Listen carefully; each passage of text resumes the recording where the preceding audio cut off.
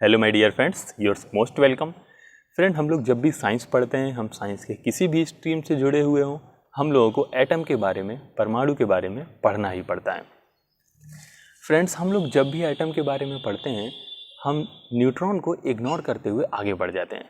हम केवल न्यूट्रॉन का मास पता करते हैं और उस पर चार्ज नहीं होता है और उसमें उसकी कोई कैरेक्टरिस्टिक्स नहीं होती चार्ज को लेके, ऐसा बोल के आगे बढ़ जाते हैं। पर फ्रेंड, क्या आप बताइए, न्यूट्रॉन को इग्नोर करना सही है? फ्रेंड्स, क्या न्यूट्रॉन वाकई एटम पर केवल बोझ है? वो क्या न्यूक्लियस के अंदर बस टाइम पास कर रहा है? नो फ्रेंड, यदि ऐसा होता तो जेम्स चैडविक ने जब 1932 में न्यूट्रॉन का क्या इम्पोर्टेंस है, इसका एटम के अंदर क्या रोल है, इसको एक्सप्लेन किया तो फ्रेंड उनको नोबेल प्राइज़ मिला। यदि न्यूट्रॉन का कोई खास रोल नहीं होता तो फ्रेंड ऐसा कैसे होता? फ्रेंड, न्यूट्रॉन की डिस्कवरी से पहले इलेक्ट्रॉन की डिस्कवरी हो चुकी थी, प्रोटॉन की डिस्कवरी हो चुकी थी, उनके चार्ज फाइंड कर लिए गए थे, उनके मास को फाइंड कर लिया गया था और ऐसा मान लिया गया था कि जो एटम है उसके बाहर ऑर्बिट में इलेक्ट्रॉन्स रहेंगे जिनमें नेगेटिव चार्ज होगा और इस एटम के बिल्कुल बीच में छोटे से पार्ट में न्यूक्लियस होगा। उस न्यूक्लियस के अंदर प्रोटॉन रहते हैं जिनमें पॉजिटिव चार्ज होता है और बाकी बीच की जगह खाली पड़ी रहती है। और इस पूरे एटम का, इतने बड़े एटम का जो कंप्लीट मास है और कंप्लीट चार्ज है, ये पूरा इस न्यूक्लियस के अंदर होगा, ऐसा कंपेयर कर लिया, ऐसा मान लिया गया था।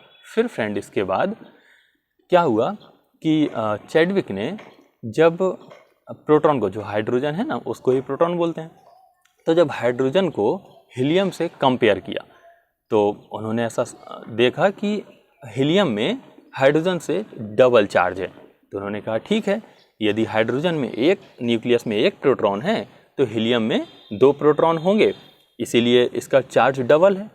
जब उन्होंने क्या किया फ्रेंड्स, उसको कंपेयर किया, उसको तौलने की कोशिश की, तो उन्होंने देखा एक तरफ उन्होंने हीलियम रखा और एक तरफ उन्होंने 2 हाइड्रोजन रख दिए, क्योंकि 2 हाइड्रोजन में जितना चार्ज है उतना ही इसमें चार्ज है, तो उन्होंने इस बेस में रख दिया। जब उन्होंने ऐसा किया तो देखा कि ये ऐसा हो गया। तो ऐसा हो गया तो वो डाउट में आ गए कि क्या बात है। इसको उन्होंने बैलेंस करने की कोशिश की तो फ्रेंड्स पता चला कि जब इधर हाइड्रोजन 4 रख दिए गए, 4 हाइड्रोजन, तब जाके ये बैलेंस हुआ। तो 4 हाइड्रोजन के बराबर 1 हीलियम, ऐसा कैसे? ये तो चैडविक को और ज़्यादा टेंशन में डाल दिया कि यार, जब ये डबल चार्ज आ रहा है तो मास 4 गुना आ रहा है ना। जब आवेश इसका कैसा है, 2 गुना है, तो इसका जो वजन है वो 4 गुना कैसे? तो उन्होंने सोचा इसका मतलब हीलियम में ऐसा कोई ना कोई चीज़ है इसके अंदर, क्या, जिसमें चार्ज तो नहीं होता लेकिन उसमें वजन होता है। उन्होंने सोचा कि ज़रूर इसमें कुछ तो घपला है। फ्रेंड, फिर क्या हुआ उसके बाद इसकी डिस्कवरी के लिए उन्होंने कुछ अल्फा पार्टिकल्स को बेरिलियम में क्या किया, हिट कराया, उससे न्यूट्रॉन्स निकले और फिर एक पॉजिटिव फील्ड बनाया। उस पॉजिटिव फील्ड में क्या किया कि उसको प्लस चार्ज की मदद से ना फील्ड बनाया और उस न्यूट्रॉन को उसके बीच से निकाल कर देखा गया। न्यूट्रॉन ना रिपेल हुआ ना अट्रैक्ट हुआ, तो ये समझ लिया गया उसमें चार्ज नहीं है। ऐसा तो ये हो गया।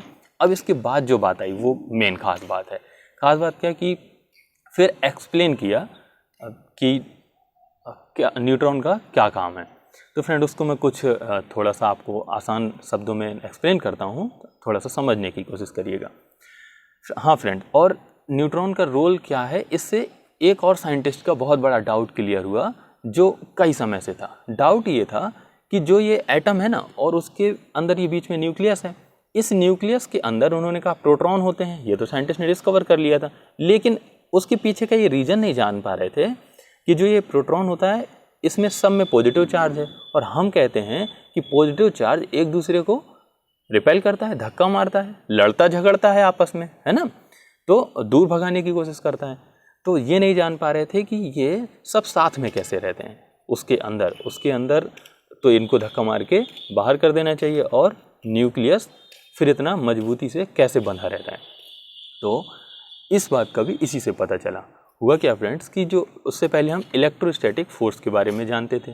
इलेक्ट्रोस्टैटिक फोर्स कितना होता है, F इज इक्वल टू दो चार्ज के बीच में F is equal to 1/4πε0 Q/r²। आपको इससे मतलब नहीं है, आप केवल इतना समझिए कि जो फोर्स है वो प्रोपोर्शनल होता है किसके, 1/r²। मतलब r की पावर 2 है ना, स्क्वायर के हिसाब से फोर्स क्या होगा, घटेगा। इसका मतलब क्या है, इसका मतलब है कि यदि हम दूरी बढ़ाएंगे तो जो दोनों उसके बीच में जो बल है, आकर्षण बल, अट्रैक्शन फोर्स, वो क्या होगा, वो कम होगा, या रिपल्सन फोर्स है वो क्या होगा, कम होगा दूरी बढ़ाने के हिसाब से।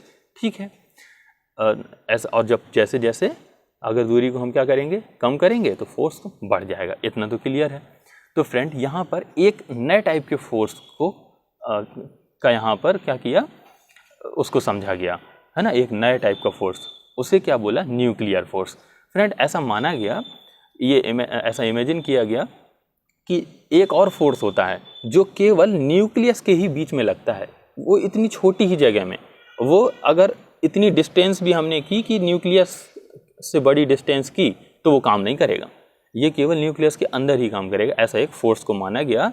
और ये माना, और फिर बाद में पता चला इसके बारे में कि जो न्यूक्लियर फोर्स है ना फ्रेंड, वो जैसे इलेक्ट्रोस्टैटिक फोर्स 1/r² के प्रोपोर्शनल होता है, ऐसे ही जो न्यूक्लियर फोर्स है वो 1/r⁷ के प्रोपोर्शनल होता है। इसका मतलब क्या है, इसका मतलब ये है कि अगर थोड़ी सी भी, जैसे उसमें क्या था, दूरी आप बढ़ाएंगे तो फोर्स कम हो जाएगा। तो इसमें यह है कि अगर आपने थोड़ी सी भी दूरी बढ़ाई, अगर उसमें आपने 1 मीटर जितनी दूरी बढ़ाई तो फोर्स कम होगा। तो इसमें अगर आपने इतना सा 1 mm भी अगर बढ़ा दी तो भी उससे ज़्यादा फोर्स कम हो जाएगा। इसका मतलब ऐसे समझिए आप।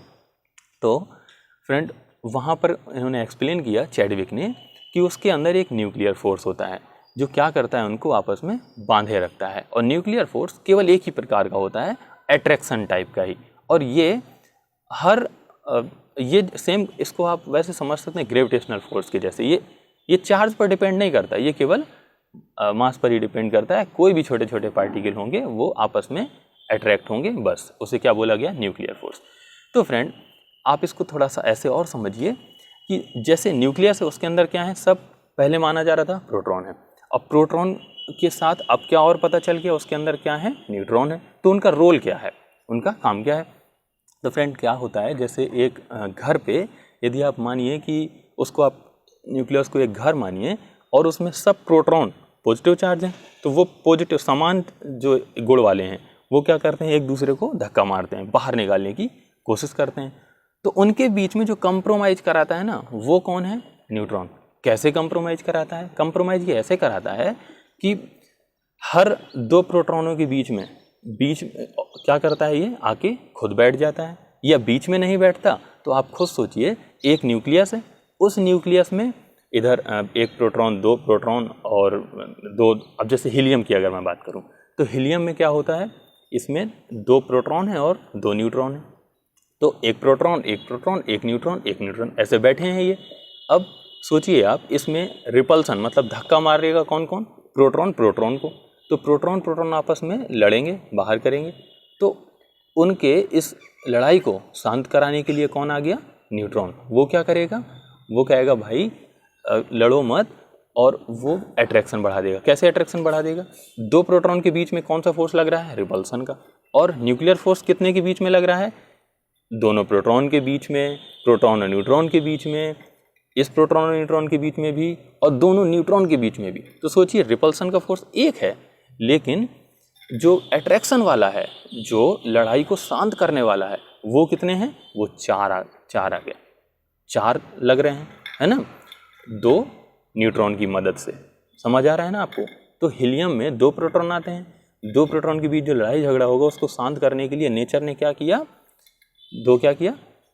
न्यूट्रॉन भेज दिए। और फ्रेंड प्रोटॉनों के बीच में भी न्यूट्रॉन आ जाते हैं, उससे क्या करते हैं, वो 2 प्रोटॉन के बीच में थोड़ा डिस्टेंस बना देते हैं। होता है ना कि 2 लोग लड़ाई कर रहे हैं तो आप उनके बीच में पहुंच जाओ, नहीं भाई नहीं, शांत हो जाओ, हाँ। तो वैसे ही सेम 2 प्रोटॉन के बीच में 1 न्यूट्रॉन अगर आ जाएगा तो उनके बीच की डिस्टेंस बढ़ जाएगी। और अभी हमने बात की थी कि डिस्टेंस बढ़ने से इलेक्ट्रोस्टैटिक फोर्स क्या होता है, कम वीक हो जाता है, कमज़ोर पड़ जाएगा। जब वो कमज़ोर पड़ जाएगा तो यही अच्छी बात है, धक्का जो दे रहा था वो धक्का थोड़ा कम धक्का देगा, है ना, और कम धक्का देगा। उसके बाद एक न्यूक्लियर फोर्स भी है जो उसको और मिला कर रखेगा, इस वजह से ये इतना टाइट बंध जाता है। अब जब कन्फ्यूजन अब ये होता है तो हाइड्रोजन में प्रोटॉन क्यों नहीं है। अब आपको ये बात भी समझ में आ गई होगी, हाइड्रोजन की न्यूक्लियस में प्रोटॉन कितने हैं, एक प्रोटॉन है, अकेला वो किससे लड़ेगा, तो अकेला जब वो किसी से लड़ेगा नहीं तो फिर न्यूट्रॉन की ज़रूरत ही नहीं है ना। अब फ्रेंड क्या होता है, और जब बड़े एटम में देखा गया, जैसे अगर मैं बात करूँ कॉपर की, तो कॉपर में कितने न्यूट्रॉन होते हैं, तो आप न्यूट्रॉन को फाइंड तो कर सकते हैं कैसे, एटॉमिक मास में एटॉमिक नंबर को माइनस कर दीजिए, तो कॉपर में कितना होता है 29 और 63 एटॉमिक मास, तो 63 में 29 माइनस करेंगे 34, तो जो 34 न्यूट्रॉन्स, इसका मतलब कि फ्रेंड सोचिए कॉपर के न्यूक्लियस में, अब बताइए कॉपर के न्यूक्लियस में केवल 29 तो प्रोटॉन है ना, और 29 क्या है, हाँ प्रोटॉन है, और 34 क्या है न्यूट्रॉन्स। इसका मतलब जो 29 हैं वो आपस में लड़ाई झगड़ा ना करें, एक दूसरे को धक्का मार के बाहर ना करें, उसको अब 29 की लड़ाई झगड़े को 29 नहीं कंट्रोल कर पा रहे हैं। अब 29 के लिए नेचर ने इसके अंदर 34 न्यूट्रॉन डाल दिए कि जाओ भाई उनके बीच बीच में थोड़ा सा डिस्टेंस बनाओ, जिस कारण से इलेक्ट्रोस्टैटिक फोर्स भी कम हो जाए, और तुम जब 34 हो जाओगे तो क्या होगा, एक तो तुम सब के बीच में तो अट्रैक्शन फोर्स है ना, जैसे बीच में एक प्रोटॉन रखा है ना, और उसके 2 प्रोटॉन हैं। अब 2 प्रोटॉन के बीच में हम यहाँ एक प्रोटॉन है, एक यहाँ प्रोटॉन है, हमें इसके बीच में एक यहाँ भी न्यूट्रॉन रख दें, एक यहाँ न्यूट्रॉन रख दें, एक यहाँ, तो ये चारों जब आप आपस में भी एक दूसरे को खींचते हैं तो क्या होगा, ये दोनों ऐसे बंध के भी रहेंगे, और इन दोनों के बीच में एक और न्यूट्रॉन रख दिया, वो इनके बीच में थोड़ा सा डिस्टेंस बढ़ा देगा। तो 2 प्रोटॉन को अगर हमें बांधना है तो कैसे बांधा कि एक बीच में न्यूट्रॉन रख के क्या किया, इनके बीच की डिस्टेंस भी बढ़ा दी। डिस्टेंस बढ़ाने से क्या हुआ, इलेक्ट्रोस्टैटिक फोर्स कम कर दिया, और जो इनके चारों तरफ भी न्यूट्रॉन हमने रख दिए वो सब क्या करें, न्यूक्लियर फोर्स भी से आपस में भी बांध के रखें। तो ऐसे फ्रेंड ये न्यूक्लियस के अंदर ये सब बंधे रहते हैं। तो फ्रेंड ये बड़े मज़ेदार कॉन्सेप्ट थी, और चैडविक को इसी कारण से, इसको इतने बढ़िया तरीके से एक्सप्लेन करने के कारण ही उनको क्या हुआ था, नोबेल प्राइज़ मिला था फ्रेंड्स। चलिए फ्रेंड्स, तो आज हम केवल न्यूट्रॉन के बारे में जानते हैं। यदि आपको और भी डिस्कवरीज जाननी हो, आपको कई सारे एटॉमिक मॉडल्स हैं वो जानने हो, है ना, इलेक्ट्रॉन की डिस्कवरी, प्रोटॉन की डिस्कवरी, कुछ भी अगर आपको जानना हुआ करे डिटेल में तो आप उसको कमेंट करके बता दिया करिए। थैंक यू माय फ्रेंड्स, और लाइक करके ये ज़रूर मुझे बता दिया करिए कि आपको इस इन्फॉर्मेशन से मज़ा आई है। Okay my dear friends.